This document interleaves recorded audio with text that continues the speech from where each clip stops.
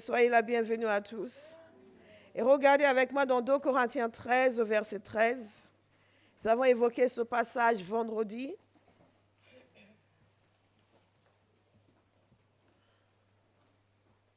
Et aussi dans Actes chapitre 1. Et vous devez bien vous en douter. Le Seigneur nous a permis déjà d'explorer la personne du Saint-Esprit, la divinité du Saint-Esprit, longuement dans les Écritures. Son action dans l'Ancien, dans le Nouveau Testament. Parce que nous posons un fondement pour que nous puissions recevoir, en sachant que Dieu n'est pas en train de créer quelque chose de nouveau, juste parce que nous lui demandons. Il n'est pas en train de concocter ou de mijoter quelque chose. Ce dans lequel il nous invite, c'est ce qu'il a toujours eu l'habitude de faire. Et cela nous permet d'avoir la foi pour recevoir. Parce que quelqu'un va recevoir quelque chose aujourd'hui. Alléluia. Et quand nous savons que tout ce que nous voulons recevoir, c'est ce que Dieu a toujours voulu donner, les choses deviennent beaucoup, beaucoup plus simples. Gloire à Dieu. Nous avons exploré la communion du Saint-Esprit. Parce que la communion du Saint-Esprit, c'est la chose essentielle dans la vie du chrétien, qui lui permet réellement de vivre tous les bienfaits de la présence du Saint-Esprit dans notre vie. Si vous n'étiez pas là vendredi, je vous encourage à aller voir les gens qui s'occupent de la sono et leur demander le CD de vendredi. C'est absolument essentiel. Nous avons exploré hier la révélation par le Saint-Esprit. Dieu veut nous délivrer de l'ignorance. Oh, quelqu'un n'a pas dit Amen.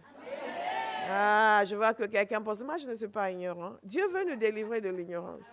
Et nous allons encore en parler cet après-midi. Alléluia. Ce matin, nous parlons de la puissance du Saint-Esprit. Et je vous ai dit hier, pour ceux qui étaient là hier, que quand vous entendez le mot puissance, vous devez réagir avec ferveur. Donc je leur ai dit puissance. Puissance. Puissance. Puissance. La puissance est un joli mot. Comme la repentance. Les gens de la Bahama savent que je dis toujours que la repentance est un joli mot. Mais puissance est un joli mot. Nous avons besoin de puissance. Ah, quelqu'un n'est pas convaincu. Remarquez le plan extraordinaire de Dieu. Dans 2 Corinthiens 13, verset 13, il nous a dit ceci, que la grâce du Seigneur Jésus-Christ, l'amour de Dieu et la communion du Saint-Esprit soient avec vous. Et dans la session sur la communion, nous avons exploré le fait que la communion veut dire communion, donc communion, veut dire aussi partenariat. Participation, veut dire partage, veut dire intimité. Nous avons vu la dimension communion-intimité. Ce matin, nous parlons de participation et de partage. Parce que nous ne sommes pas en train de parler de puissance pour le plaisir de parler de puissance, mais parce que nous sommes invités à un partage, à une participation dans l'œuvre de Dieu et dans l'œuvre du Saint-Esprit. Alléluia.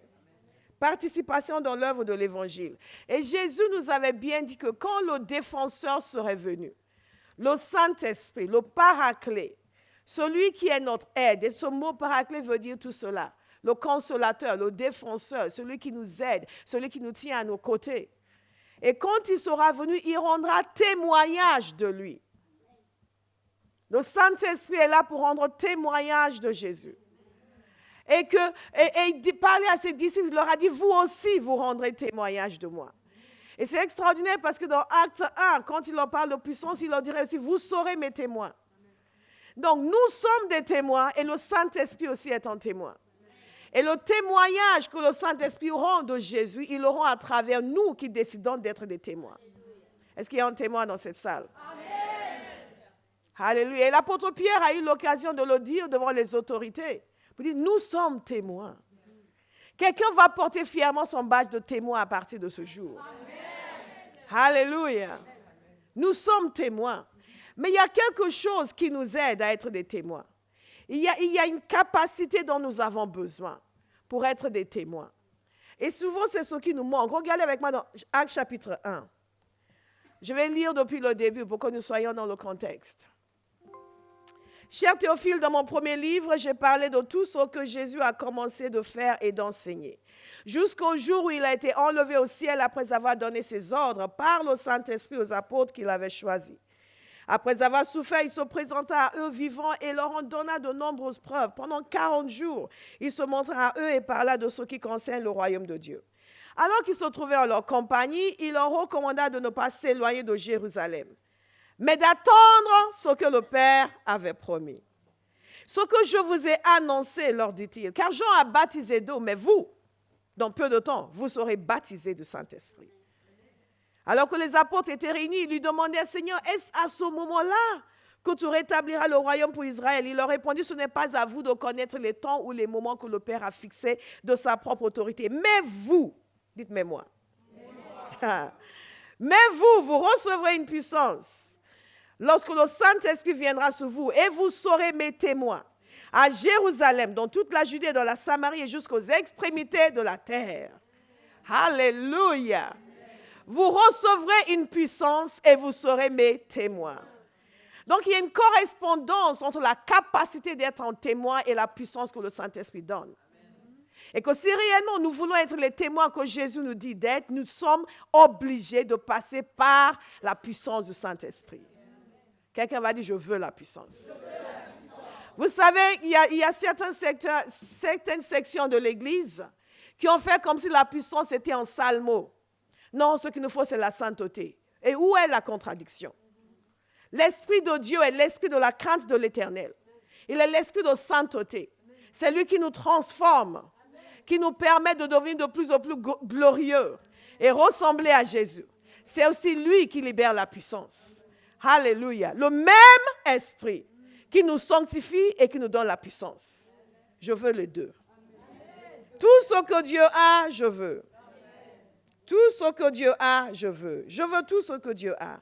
Et on pourrait se dire, mais en quoi consiste cette puissance?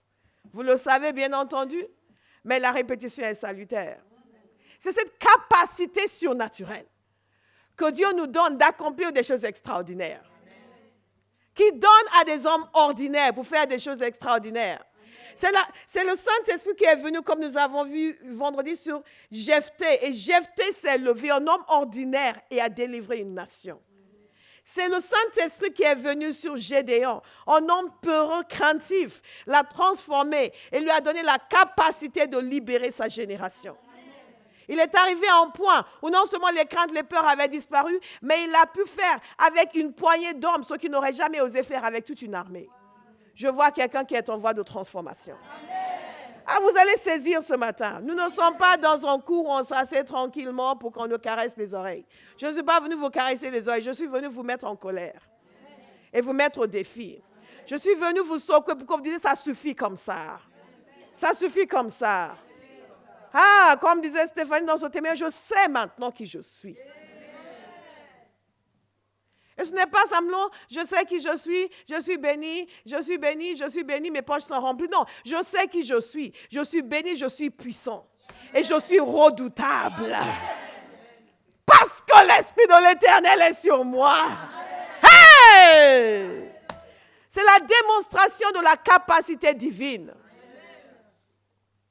qui vient en aide de l'incapacité humaine.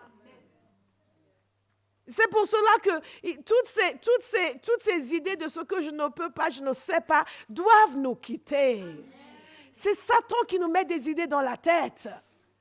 Et le Saint-Esprit veut nous mettre d'autres idées dans la tête. Et moi, ce matin, je reçois tout ce qu'il veut me mettre dans la tête. Quand Dieu vient vous dire des choses, je dis souvent aux gens que Dieu parle, vous lisez l'Ancien Testament. Il dit, oui, je vais faire ceci, et je vais faire ça. Et je dis, waouh, Dieu parle comme s'il était Dieu. Il ne voit pas d'obstacle à la réalisation de sa promesse. La seule chose qui peut s'opposer à la réalisation de la promesse de Dieu, c'est la personne à qui la promesse a été donnée. Son manque de coopération. C'est ce qui est extraordinaire. Parce que entrer dans la puissance de Dieu, c'est vivre avec des possibilités divines. Et qui dit possibilité divine, dit possibilité illimitée. Mais nous avons tellement l'habitude d'être limités que nous avons du mal à le saisir. Et c'est pour cela que je vous ai dit que nous ne sommes pas simplement là pour écouter, mais nous allons ensuite méditer. Nous allons méditer, nous allons réfléchir, nous allons prier, nous allons être sérieux, nous allons laisser que cela puisse entrer en nous et changer notre perception des choses. Alléluia. C'est la démonstration de la capacité divine. La parole de Dieu nous dit que quand ils ont obéi à Dieu, ils sont allés prêcher l'évangile et qu'il les a accompagnés. Le Seigneur les accompagnait. J'aime cela, le Seigneur les accompagnait. Et il a confirmé la parole qu'il prêchait avec des signes et des prodiges. Et il y a des endroits où les gens méprisent les miracles, méprisent les signes, méprisent les prodiges. Si vous méprisez les miracles, vous méprisez Jésus parce qu'il en a fait beaucoup. Jésus pensait que c'était important de manifester la puissance, pas uniquement parler aux gens. Il pensait que c'était important de démontrer le surnaturel de Dieu. Il pensait que c'était important de changer les circonstances naturelles. Nous aussi devons considérer que c'est important. Parce que quand il parlait aux disciples, il leur a dit, vous recevrez une puissance. Il n'a pas dit, vous recevrez en amour. Il a dit, vous recevrez une puissance. Je vais le répéter pour quelqu'un qui vient de se réveiller. Il a dit, vous recevrez une puissance. Vous recevrez une puissance. Vous recevrez une puissance. Vous recevrez une puissance. Vous recevrez une puissance. Puissance. Et nous avons remplacé la puissance par le bruit. Mais il faut être bruyant, parce que le Saint-Esprit est venu bruyamment. Donc Dieu est bruyant. Alléluia. Il n'y a pas de s'en doter à ne pas ouvrir la bouche. Non, il y a différentes formes de prière. Nous allons voir cet après-midi. Cet après-midi, quelqu'un va entrer dans une dimension de prière comme jamais auparavant. Amen. Quelque chose va être déclenché. Amen. Parce que nous ne sommes pas là uniquement pour la théorie, mais pour la pratique. Amen. Pour qu'il se produise en nous ce qui doit se produire. Amen. Ah! I'm already excited. La puissance, c'est la capacité de fonctionner dans le monde surnaturel. Les gens qui sont dans l'occultisme, ils fonctionnent dans le monde surnaturel. Et ils menacent les enfants de Dieu, qui, eux, ont accès à une puissance supérieure. C'est une aberration. Et à partir de maintenant, ça va vous révolter. Amen. La prochaine fois que quelqu'un s'approche de vous pour dire, je vais lire votre point, non, je vais vous imposer les mains. Amen. Alléluia. Et quand quelqu'un va venir frapper chez vous, oui, vous avez besoin de ceci. Non, non, non, je vais vous donner une Bible. Alléluia. Puissance, puissance, puissance. Et vous savez, Jésus nous a dit quelque chose qui est vraiment très intéressant. Il a dit, parce que, vous savez, les disciples étaient parfois difficiles, ils ne comprenaient pas toujours ce qu'ils disaient. Et il leur a expliqué ceci, il nous a expliqué ceci, que les œuvres que je fais, vous en ferez de même. Et vous ferez de plus grandes. Parce que je vais vers mon Père. Donc nous avons comme cette responsabilité que Jésus nous a confiée de faire des œuvres, les mêmes que lui a faites. Nous n'avons pas la responsabilité de chauffer le banc de l'église. Nous n'avons pas la responsabilité de simplement chanter, oh, j'aime le Seigneur. Non, nous avons la responsabilité de faire les mêmes choses que Jésus a faites. Mais ce qui est extraordinaire, c'est que nous voyons exactement comme Jésus a fait. Donc, en fait, la chose est très simple. Si nous ne voyons pas comment Jésus avait fait, nous serions là, nous dire, mais comment est-ce que je vais faire? La parole de Dieu nous dit ceci, qu'il allait partout faisant du bien. Acte 10, 38, guérissant tous ceux qui étaient opprimés par le diable, car Dieu était avec lui. Alléluia, qu'il était loin du Saint-Esprit de puissance. Et il allait partout faisant du bien. Donc, en fait, c'est ça son secret. Il était loin du Saint-Esprit. C'est le seul secret qu'il avait. Il a été engendré par le Saint-Esprit. Il a reçu l'esprit de conseil. Et il était loin du Saint-Esprit. Et c'est pour ça qu'il a pu faire ce qu'il a fait. Et donc, nous, on peut dire, oui, mais et nous? Mais il a dit, vous recevrez une puissance. Le Saint-Esprit. Le même que j'avais. Le même que j'ai. Le même qui m'a permis de faire des miracles. Le même qui m'a permis de guérir la fille de la syrophénicienne à distance. Le même qui m'a permis de guérir Bartimée. Le même qui m'a permis de guérir ce petit que les disciples ne pouvaient pas guérir quand le père est venu effondré par la détresse que vivait son enfant, le démoniaque. Le même Saint-Esprit. Le même qui m'a permis de dire à l'officier, va, ton fils vit. Et à distance, le fils était guéri. Le même. Alors, qu'est-ce qui fait qu'aujourd'hui, quand un serviteur de Dieu dit à quelqu'un, tu es guéri, d'accord. Parce que vous ne croyez pas que nous pouvons faire la même chose que Jésus a fait. Et si Jésus a guéri avec une parole, vous pouvez guérir avec une parole. Amen. Alléluia. Amen. Si Jésus a guéri avec une parole, un serviteur de Dieu qui est loin de Dieu peut vous dire, tu es guéri et vous serez guéri. Amen. Alléluia. Amen. Alléluia. Amen. Nous devons simplement décider de croire ce que notre Seigneur nous a dit. Parce qu'il nous a donné son secret, le Saint-Esprit. Il était loin du Saint-Esprit et de puissance. Il nous a dit, vous recevrez une puissance, le Saint-Esprit survenant sur vous. Quelqu'un voit la corrélation? Je vais le répéter jusqu'à ce que ça pénètre. Il était loin du Saint-Esprit et de puissance. Et il allait partout faisant du bien, guérissant. Et il nous a dit, vous recevrez une puissance, le Saint-Esprit. Il était loin du Saint-Esprit et de puissance. Il nous a dit, vous recevrez une puissance, le Saint-Esprit. Il était loin du Saint-Esprit et de puissance. Et il nous a dit, vous recevrez une puissance, le Saint-Esprit. En d'autres termes, la même recette. Les mêmes conditions. Le même esprit. Les mêmes œuvres. Alléluia. Le même esprit. Dites-moi, le même esprit. Le même esprit. Le même esprit. Le même esprit. Les mêmes œuvres. Les mêmes œuvres. Les mêmes œuvres. Alléluia. Dites-le jusqu'à ce que vous le croyiez. Ce n'est pas Dieu qui a besoin de changer, c'est nous qui avons besoin de changer. Ce n'est pas Dieu qui a besoin de faire quelque chose de plus, il a déjà fait. C'est nous qui avons besoin de faire quelque chose de plus. La différence entre, j'ai demandé à Béa de donner son témoignage, parce que souvent, quand les gens voient les serviteurs de Dieu, ils pensent que oui, ils sont allés quelque part, recevoir une onction spéciale, sont parlés des mauvaises langues, qui disent oui, ils ont enterré un mort dans l'église. Comment est-ce que les gens peuvent croire que Satan peut vous donner la puissance, mais Dieu pas? Non, on n'a pas besoin d'enterrer un mort dans l'église, on a déjà un mort, Jésus. Il est mort pour nous. La vie la plus précieuse a déjà été sacrifiée. On ne va pas aller sacrifier un coq pour avoir la puissance. C'est une insulte. On ne va pas aller sacrifier un être humain pour avoir la puissance. Non, non, non. L'être humain par excellence, Dieu qui s'est fait chair, a déjà été sacrifié. Et la puissance a déjà été donnée. Alléluia. Quelqu'un va se révolter contre l'impuissance. Il dit non, c'est bon. Elle n'avait jamais guéri une mouche de sa vie, après des années de vie chrétienne. Mais elle a écouté des enseignements. Elle a dit, comme ça, moi, je peux agir et les gens seront guéris. Et moi, quand je vois des gens qui disent, go, go, va poser les mains à tout ce qui bouge. Alléluia.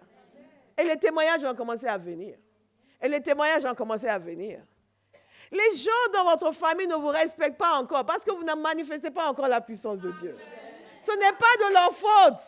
Arrêtez de dire du mal de votre frère ou de votre soeur. Arrêtez de dire, oui, ils sont mécréants. Non, manifestez la puissance. Faites disparaître les maux de tête. Ils vont commencer à vous respecter. Ils vont changer de discours quand ils parlent de vous. Alléluia. Nous nous occupons trop de... Oui, il s'en passe ceci, il s'en passe cela. Mais toi, tu es quoi? Devenons ce que nous sommes censés devenir. Alléluia. Devenons ce que nous sommes censés devenir. Et quand nous devenons ce que nous sommes censés devenir, nous allons voir des changements. Même les gens qui ne vous aiment pas vont vous appeler. Même les gens qui ne partagent pas votre foi vont vous appeler. Une fois, une connaissance musulmane m'a appelé pour me dire, oui, il faut prier pour un imam qui était à l'hôpital. Dieu guérit les imams. Alléluia. Un bon ami à lui, ils avaient tout fait, tout essayé, ils ne savaient plus. Par désespoir, il a appelé cette chrétienne. Je n'étais même pas pasteur à l'époque, mais j'étais très on fire. Gloire à Dieu. Que le Seigneur vous déclenche en feu en vous qui ne va jamais s'éteindre. Un chrétien doit être toujours en feu. Dès là où nous ne sommes pas en feu, nous sommes déjà rétrogrades. Alléluia. Nous devons être en feu en permanence. En permanence, incandescent. Hey! Hey! Hey! Hey! Hey! Something burning. It is fire. Alléluia. La vie est beaucoup plus agréable quand on est en feu pour le Seigneur. Alléluia. Il y a tous ces tourments que les chrétiens vivent parce qu'ils ne sont pas en feu. Quand vous êtes en feu, ces choses n'ont plus d'importance. Et donc, il a fait appel à moi. On va prier. On a prié. Il a été totalement restauré, guéri. Et donc, quand j'ai demandé, ah oui, mais il va, non, mais il est sorti de l'hôpital. Oui, mais tu sais, hein, il y a beaucoup de gens qui ont prié, tu sais, et ils sont sa confrérie islamique, ils ont prié, ils avaient prié avant que tu ne m'appelles. Il n'était pas guéri. et la manière dont il l'a dit, vous savez qu'il essayait de ne pas trop reconnaître. Aïe, aïe, aïe. Qu'ils reconnaissent, qu'ils ne reconnaissent pas. Jésus guérit. Amen. Et il guérit à travers vous. Amen. Alléluia. Amen. Dites, il guérit à travers moi. Parce que j'ai reçu l'Esprit et la puissance du Saint-Esprit. Alléluia. God is good. J'aime les gens qui vont accepter. Oui, mais bon, je suis chrétien. Non. Juste accepte. Va guérir le malade. Va guérir les malades.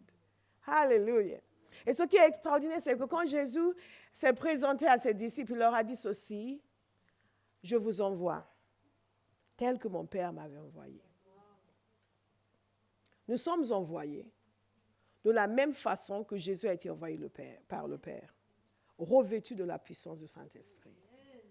Vous savez, pendant toutes ces premières années sur terre, il a vécu comme un être humain normal, ordinaire, jusqu'au jour où il a été baptisé et que le Saint-Esprit est venu sur lui. Et la parole de Dieu nous dit que l'Esprit l'a poussé dans le désert. Il a été tenté pendant 40, il a jeûné pendant 40 jours. Ensuite, il a été tenté. Il est sorti de là. Il est sorti de là revêtu de la puissance du Saint-Esprit.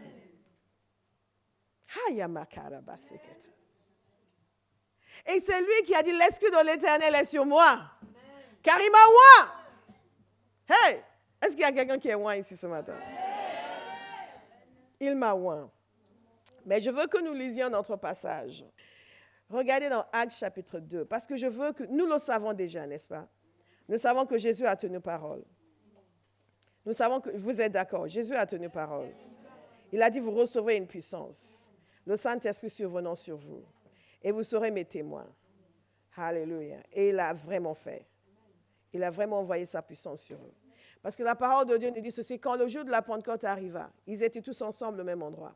Comme ici. Tout à coup, il vint du ciel un bruit comme celui d'un vent violent. Vous ne pouvez pas imaginer à quel point je suis content que le Saint-Esprit ne soit pas venu doucement. Certains d'entre nous, on nous aurait bannis de l'Église. Mais nous pouvons toujours leur citer ce passage. Même le Saint-Esprit est venu avec beaucoup de bruit. Comme celui d'un vent violent qui remplit toute la maison où ils étaient assis. Des langues qui semblaient de feu leur apparurent, séparées les unes des autres. Et elles s'opposaient sur chacun d'eux. Ils furent tous remplis du Saint-Esprit et se mirent à parler en d'autres langues comme l'Esprit leur donnait de s'exprimer. La parole de Dieu nous dit qu'ils ont commencé à parler et les gens sont venus stupéfaits.